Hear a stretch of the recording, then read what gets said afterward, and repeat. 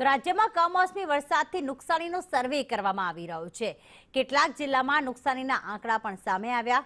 પોરબંદરમાં 91,790 હેક્ટર વિસ્તારમાં નુકસાન થયું, જ્યારે બોટાદમાં 58,000 હેક્ટરમાં પાકને નુકસાન થયું છે। ગાંધીનગરમાં 20,000 હેક્ટરમાં પાકમાં નુકસાન અને સાંજ સુધીમાં રિપોર્ટ સરકારને મોકલવામાં આવશે। 3 દિવસમાં સર્વે પૂર્ણ કરવા આદેશ આપવામાં આવ્યા હતા।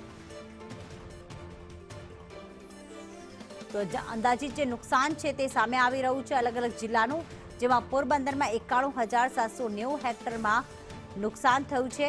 આ કમોસમી વરસાદના કારણે જે અત્યારે સર્વેની પ્રક્રિયા કરવામાં આવી છે તેમાં મુખ્યમંત્રીએ આદેશ કર્યો છે કે 3 દિવસની અંદર સર્વે પૂર્ણ કરવામાં આવે અને સરકારને રિપોર્ટ આપવામાં આવે। શનિવારથી જે શરૂ થયેલો સર્વે છે, માફ કરશો શુક્રવારથી શરૂ થયેલો જે સર્વે છે તે આજે કેટલાક જિલ્લામાં તો થઈ ગયો છે, આંકડા પણ સામે આવ્યા છે, પરંતુ આજે સાંજ સુધીમાં આ રિપોર્ટ જે છે સરકારને સોંપવામાં આવશે। હિરેન જોડાઈ ગયા છે। હિરેન, આજે સાંજ સુધીમાં સરકારને રિપોર્ટ સોંપી દેવામાં આવશે, કારણ કે 3 દિવસનો આદેશ હતો સર્વે પૂર્ણ કરવાનો। કયા કયા જિલ્લાની આંકડાકીય માહિતી સામે આવી નુકસાનીની? મોટે ભાગે આજે મોડી રાત સુધીમાં આ તમામ જિલ્લાઓ છે એમણે પોતાનો સર્વે રિપોર્ટ કે જે પ્રાથમિક અંદાજે આવી રહ્યો છે એ રાજ્ય સરકારને સૂચન કરવાનું છે। અત્યાર સુધી જે કામગીરી પૂરી થઈ છે તે અંતર્ગત ગાંધીનગરમાં 20,000 હેક્ટર કરતા વધુ વિસ્તાર, જ્યારે બોટાદ જિલ્લાની અંદર 58,000 થી 60,000 હેક્ટર વિસ્તાર, પોરબંદરની અંદર 91,000 થી 1 લાખ હેક્ટર વિસ્તાર છે એની અંદર નુકસાનીનો અંદાજ આવી રહ્યો છે। આ સિવાય ગીર સોમનાથ, અમરેલી સહિતના જે જિલ્લાઓ છે એમાં સર્વેની પ્રક્રિયા આજે આખરી તબક્કામાં છે ને એ પૂર્ણ થશે।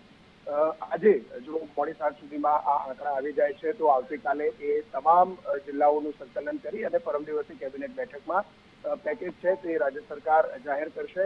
સંભવતઃ 500 થી 1,000 કરોડનું પેકેજ જે છે તે રાજ્ય સરકાર આપી શકે છે અને ઉચ્ચક આ પેકેજ છે તે આપવામાં આવશે, કારણ કે રાજ્યમાં મોટે ભાગે નુકસાની છે તે ખેડૂતોને અત્યારે જોવા મળી રહી છે। પાક તૈયાર થયા પછી નુકસાની છે એટલે 33% ઉપરના તમામ ખેડૂતોને અને પહેલી વખત દક્ષિણ ગુજરાતની અંદર જે શેરડીનો પાક નુકસાની છે એ શેરડીના પાક માટે પણ રાજ્ય સરકાર સહાય આપશે। આભાર તમામ વિગતો માટે હિરેન।